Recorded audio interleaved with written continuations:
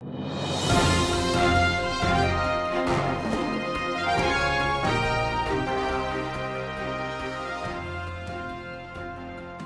watching California Edition. I'm Brad Pomerance. I'm glad you're with us today. We are joined by Adam Schiff. He is a member of the United States Congress. And sir, I'd like to speak with you about foreign policy and specifically about the Middle East.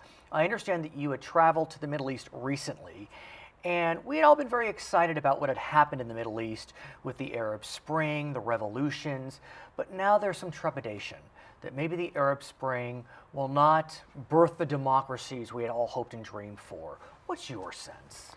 Well, I think we all knew that the short term was going to be very rocky and dangerous, and it has been. But I still have hope that the mid and long term will be positive in the end, that we will have more representative governments, we will have governments that have to take responsibility for the economic conditions, for the opportunity or lack of opportunity.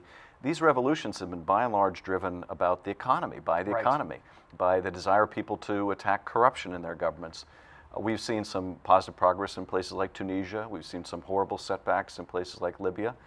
We've seen very mixed results in Egypt, and we've seen disaster in Syria. Yeah. Each country has had a different course. And let's kind of take those countries one by one if we may. And I want to talk about Egypt because I think of Egypt as arguably our most, or had been our most reliable Arab ally under the Mubarak regime, but we know he was somewhat of a tyrant.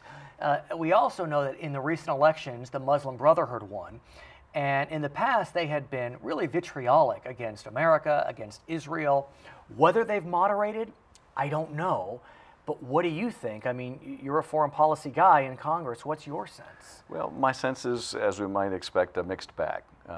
Certainly, it's of concern that the Muslim Brotherhood controls not only the presidency, but such a large percentage of the elected parliament.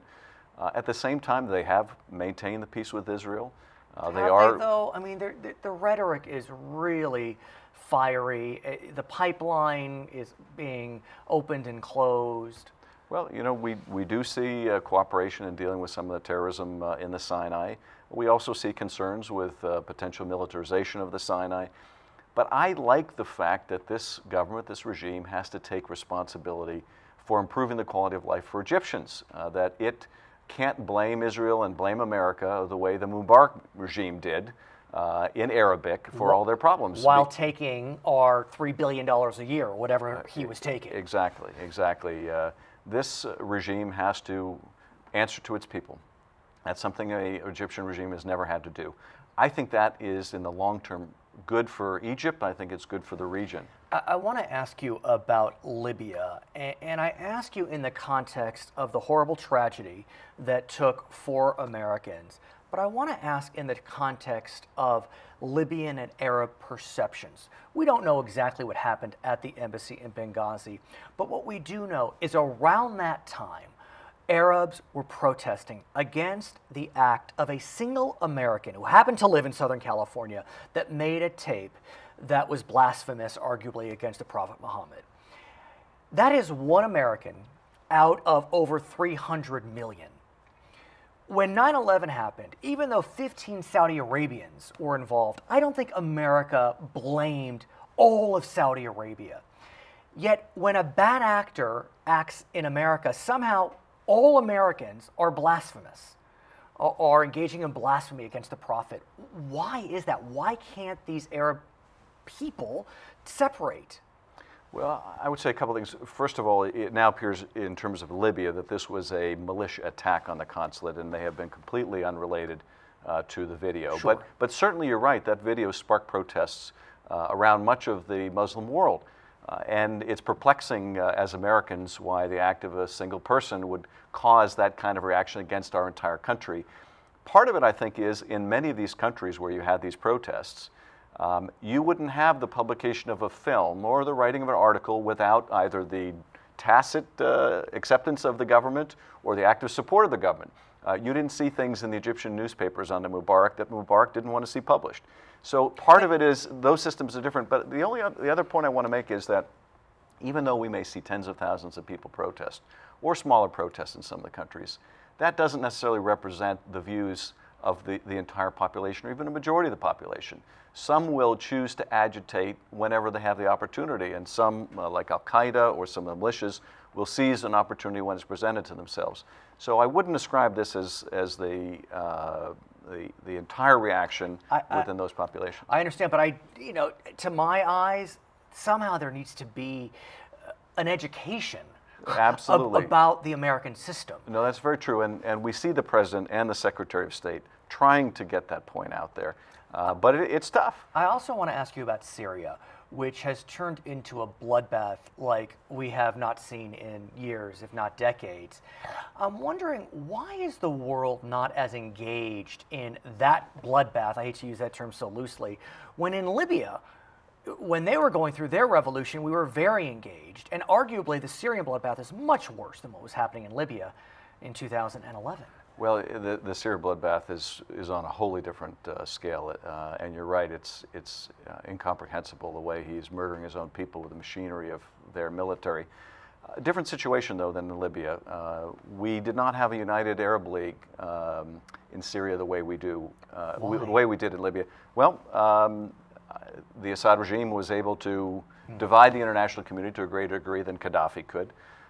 We also have actors like Russia and China that have not accepted the same vigorous sanctions and uniformity of international community action the way we had in Libya. Why? Well, it's an hour of shame for both countries, and particularly for the Russians who supply the Assad regime.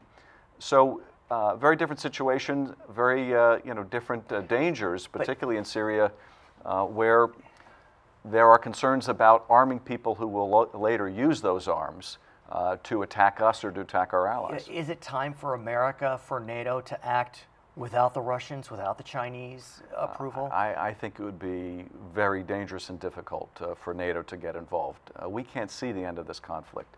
I think we have to try to ratchet up the pressure on Russia and China to stop, in Russia's case, stop arming the Assad regime. We have to further isolate that regime. We have to provide meaningful support that can't come back at us to legitimate opposition in Syria. I'd like to ask you about Iran. It continues to be a sore spot in our foreign policy. There's a lot of fear about their nuclear program, and there's a lot of noise about whether America's doing enough, whether Israel will act on their own.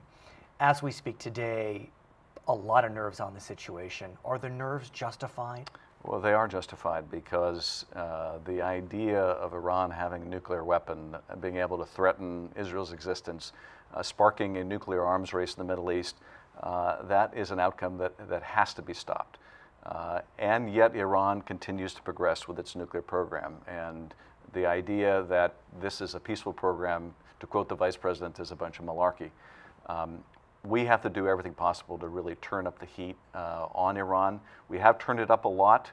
Their currency is being crushed. Their economy is going down the tubes. There's enormous pressure on the regime, and we have to not only keep that pressure up, but intensify it. We have to make it so painful for them to continue that they will bring an end to this nuclear program and say, we just can't afford to do it. Are we on the same page with Israel on the question of Iran? We are on the same page with Israel, but essential question. So you would expect Israel to feel this most keenly, but we are on the same page. And as a member of the Intelligence Committee, I can tell you we've never had closer cooperation with Israel, militarily, in terms of our intelligence community, in dealing with the Iran problem. Okay, his name is Adam Schiff. He is a member of the United States Congress. My name is Brad Pomerance. We thank you so much for watching Charter California Edition. We'll be right back.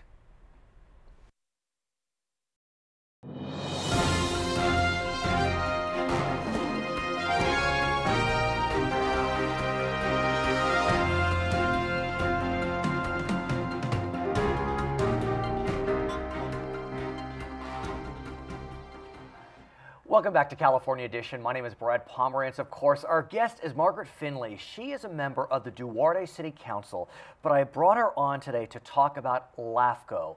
It's one of those organizations you may not have heard about, but it has a tremendous amount of authority in the state of California. And before we talk more about LAFCO, let's figure out what it means. What's LAFCO? LAFCO stands for Local Agency Formation Commission, and every one of the 58 counties in California has one. Now, why do we have a LAFCO? The history of it is quite interesting. It is, and it really has to do with when cities want to either incorporate or to annex.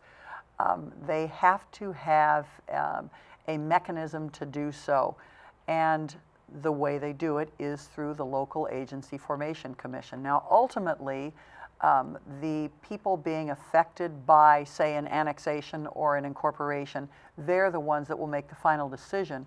But all of the legwork and footwork that has to go into it ahead of time is done by the Local Agency Formation Commission. And as I understand it, LAFCO grew up in large part because after World War II, California just exploded, and there was just a real mishmash of attempts to draw boundaries and create special districts, and the legislature realized, we got to do something. We got to get a handle on this.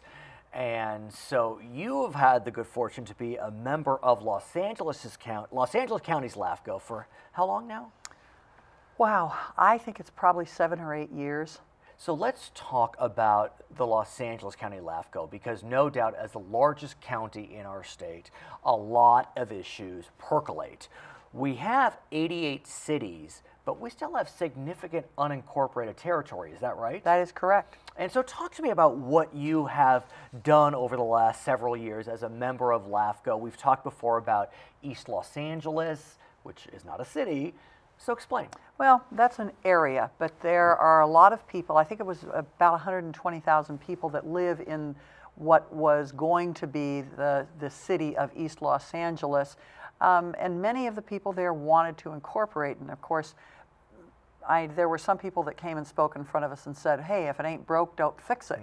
But I think what you're dealing with here is the reason cities incorporate is because they feel that maybe having to go down to the Board of Supervisors in a county is a much more daunting experience than maybe meeting up with the council member in the grocery store and saying, hey, how come you raised my dog license fee $5? But in the instance of East Los Angeles, for example, the voters can't just go to a ballot and place an incorporation measure. They have to start with LAFCO. Right, and the reason they start with LAFCO is so that there can be an independent look at what would happen. Is it actually fiscally viable for a city to be able to exist? Because you don't want to incorporate, have the people vote on it, and then it not be a viable financial entity. And in the instance of East Los Angeles, there was a vote, and there was a vote at the LAFCO. At the LAFCO, exactly, and 8 members voted against allowing the proposal to move forward out of 9. You happen to have been the 9th, but as I understand it, it was as a result of concerns about fiscal viability. That's exactly right. Now, if you look at the boundaries of, for example, Los Angeles City, what a mess it is. I mean, the way this city has been drawn, I mean, forget that you have to have a little thin strip going down to San Pedro. You know, we don't even need to go there. But why is it that the city of Los Angeles' boundaries are so jagged? There are holes in the middle with Beverly Hills and Culver City. Why is that? You know, there's a story behind every one of those lines. It's like the United States. How come everything, you know, just isn't neatly portioned off? Although in the flyover states, I hate to be pejorative, but you know they have some nice lines. But you know, with the original colonies and there's always a difference because this river is running through this person's property. Well, we don't want half the river to be in this state and half the river to be in another state. Right. So it really all comes down to some very interesting stories behind these boundaries. Now, I don't know if Los Angeles has any what they call donuts or donut holes, but I know there are cities throughout the state where literally the city is surrounding an unincorporated pocket. How does that happen, and what happens if there's a request for annexation? How does that work out? Well, again, it's the same thing, and I don't know the history of these different pockets, Right. but what we're trying to do with LAFCO is these islands, we're trying to clean those up because we want it to be, the boundaries to be a little bit neater. And what's interesting is, you would think that if you lived in an island surrounded by a city, that the residents would want to join the city, would make it easier, more simple, stronger city service delivery, but not always. No, and I see that even, we have a county area in right outside of our city. It's the Duarte County area. It has to do with, it is in the sphere of influence of Duarte, but they have voted, not since I've been on the council, but they voted a number of years ago, they did not want to be incorporated in the city of Duarte. And let's talk about sphere of influence. That to me is one of the more interesting duties of the LAFCO. Your organization is looking at areas that in the future could possibly be included in certain cities or special districts. Explain those studies and what you are doing. Well, that's exactly what it is. It's a study, but most areas in Los Angeles County have to be kind of included in a sphere of influence. It means that they are not actually in an incorporated city, but if they were to incorporate, here's where they would be annexed, or they would be annexed into that. What about, we've been talking all about cities, but it's not just cities, it's special districts. It is, it's special districts, sanitation district, it's water districts. These are all the districts, and we have a lot of them here in California that are included. When a few years back, I worked for a station that covered Orange County, and one of my favorite stories was there were some homes that were literally divided between Los Angeles County and Orange County, literally. And I mean like halfway through. How does that happen? Who allowed, I mean, you would think when they were, dividing up the land for homes that they would figure out, okay, let's push this a little more so it's all in one county or the other, but. Well, and we have something very similar to that in our city. In Duarte? Sure, Santa Teresita, the hospital and medical offices, and it's also a convent for the sisters. Sure, sure. And half of it is in Monrovia, half of it is in Duarte. So what happens? That's what happens there. The nuns that live in Monrovia vote in the Monrovia elections, and the nuns that live in Duarte vote in the Duarte elections. But what about, I guess with cities it's a little easier because you don't have as many state implications. But if you're between two counties, I mean, there are property tax issues. I mean, that's a big distinction. There absolutely are. And so, do you know what happens in those instances? Does half the property get taxed in Orange County and half get taxed in LA County? And I don't know that. Fair enough. But I can tell you they are trying to work these things out. Right. But everything takes time, and I know with the East Los Angeles Incorporation, it was years before, 2 or 3 years before it ever came to a vote of our commission because there's so much studying that goes on. So, you're very busy. I know you just came back from a humanitarian mission in Central America, which I'd love to hear about one time. Why do you enjoy LAFCO? I mean, I would enjoy it because I'm that guy, but what is it about LAFCO that compels you to stay involved? It is helping people to understand more of why they can or cannot do something, and it's helping to make progress in government, which sometimes doesn't make a lot of sense. I hear you. Her name is Margaret Finlay. She is a member of Los Angeles County's LAFCO, Local Agency Formation Commission, also a member of Duarte City Council. When we come back, we're going to speak with James Johnson. He is a city council member in Long Beach, one of the biggest cities in Los Angeles County. I'm Brad Pomerance. We'll be right back.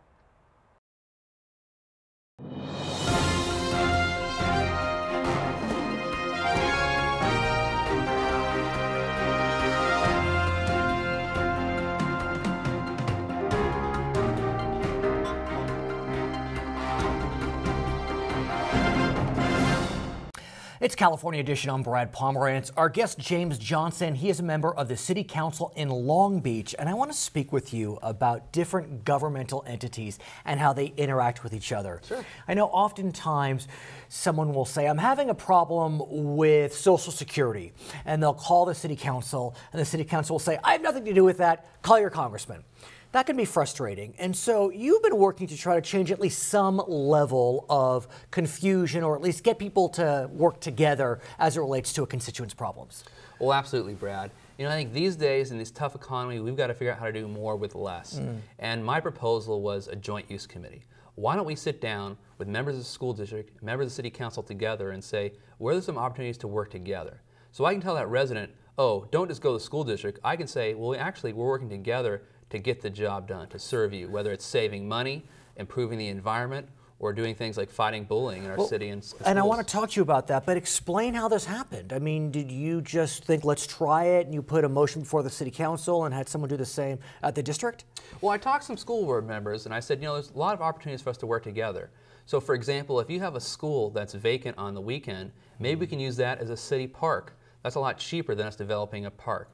Similarly, we might have some city facilities that the school district can use at little or no charge. So I talked to them, and they said, you know what, James, why don't we institutionalize this? Why don't we have an ongoing committee where we can bring up ideas and try to do more with less? So that's what we're doing. What about in purchasing? Well, purchasing is a great opportunity. You know, there are a lot of things that both the city and the school district buy. For example, fuel. You know, we buy, you know, many gallons every year. doubt. I think we all know how expensive fuel is nowadays. And if we can save just a couple pennies per gallon by purchasing more with that extra purchasing power, Right, the bargaining power. Right, the extra bargaining power, we can save money that can go directly back in the classroom for the school district and back into things like police and fire for the city. So that's what it's about, being more efficient with our tax dollars. And tell me about the environmental side, because we've spoken before about a green wall you're looking to put up, and I understand you're working with the school district on those issues. Right. Well, one thing I'm very passionate about is the right for everybody to breathe clean air. But the truth is, it's not just a problem for my residents, it's also a problem for the school children and staff working at these schools in Long Beach Unified. So, for example, we have the Terminal Island Freeway, which is a diesel highway right next to Cabrillo High School, right next to Hudson School, right next to Bethune Transitional School. So one thing I did was to bring it up on the agenda and said, you know what, how could we build a green barrier, a barrier that improves air quality, helps provide sound and visual blight mitigation in a way that doesn't just benefit neighborhoods, but also benefits the schools. And I think it's a win-win for both of us. And then there's one major initiative that you have been spearheading, and it deals with bullying prevention. We know that bullying can be a major problem in our schools. You know, I have very little patience for bullying. I remember, I mean, we're around the same age, maybe I'm probably older than you, but be that as it may, I thought the public schools, when I was going to school, dealt with bullying abysmally. I mean, they just ignored it, and it was rampant, and it was really devastating for many. I hope that public schools have turned the page on the issue of bullying, but why don't you tell me about the program? Well, you know, bullying is a serious problem. You know, it can lead from anything to, you know, on the low end, you know, bad self-esteem, to something as dramatic as, you know, teen suicides. Right. So we've got to attack bullying and let people know that all our children have a right to feel welcome in our community and our schools. So the school districts really come together with a very progressive policy. You've got it right there, and it basically lets children know, you know, what can you do if you're being bullied? What are the resources? But also what it does is inform people about what bullying is. You know, what bullying really is sustained over time aggression, whether physical or over the internet or verbal. I mean, I got to tell you, from one person to another. I think that the verbal bullying can be the most damaging because it's so insidious, and that is where I have seen the schools just fall down. Because unless there's a red mark, they're not doing anything, or they hadn't in the past. Yeah, and that's changed. So, but what, you know, the policy is only as good as people know about it. If people don't know about it, it's not going to help students. So one thing we're doing is we're going to have a joint meeting in the spring.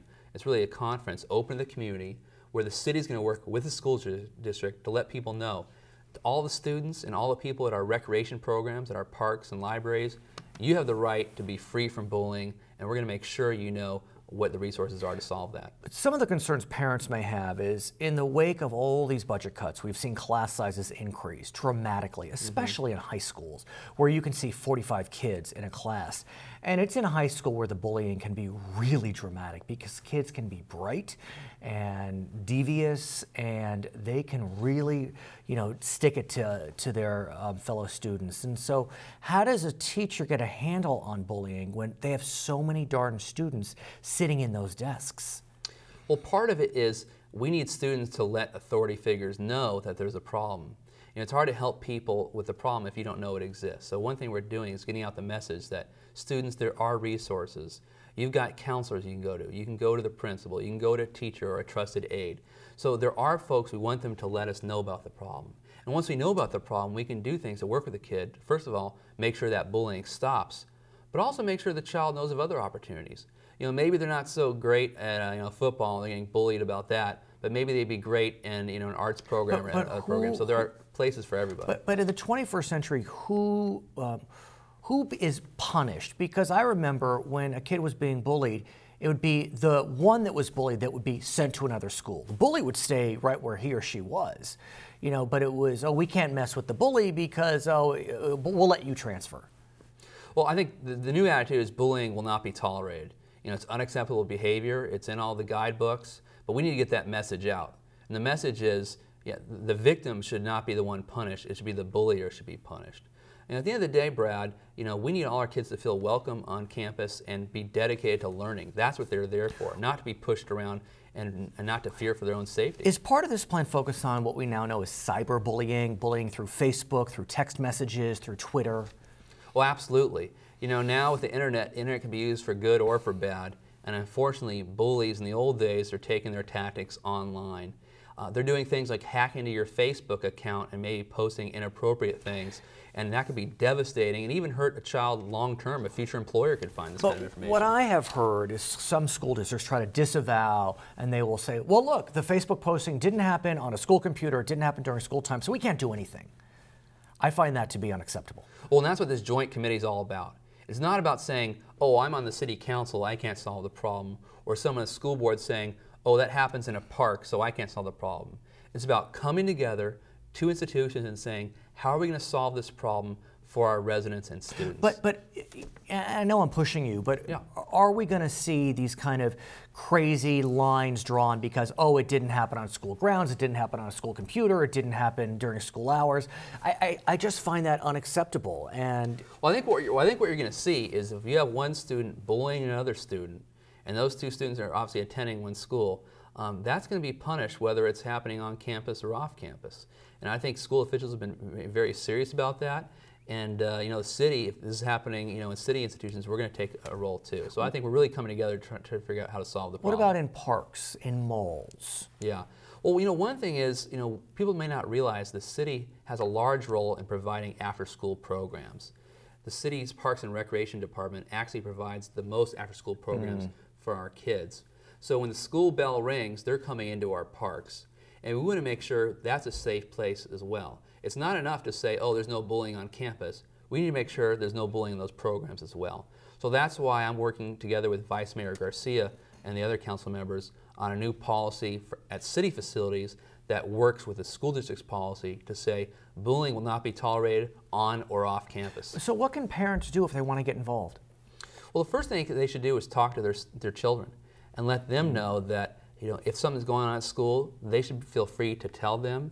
And if for some reason they don't feel comfortable telling their parents, that can be okay, but they need to tell someone else. They need to tell a counselor. They need to tell a teacher. They need to make sure they can tell someone, because unless they tell someone, that abuse is not going to stop, and they're only going to suffer more over the long term. No, it can be a real challenge. James Johnson, I want to thank you so much for joining us, and thank you for taking the initiative to engage in creative solutions behind a real challenging problem. He is James Johnson. He is a member of the Long Beach City Council. I'm Brad Pomerance. This is California Edition.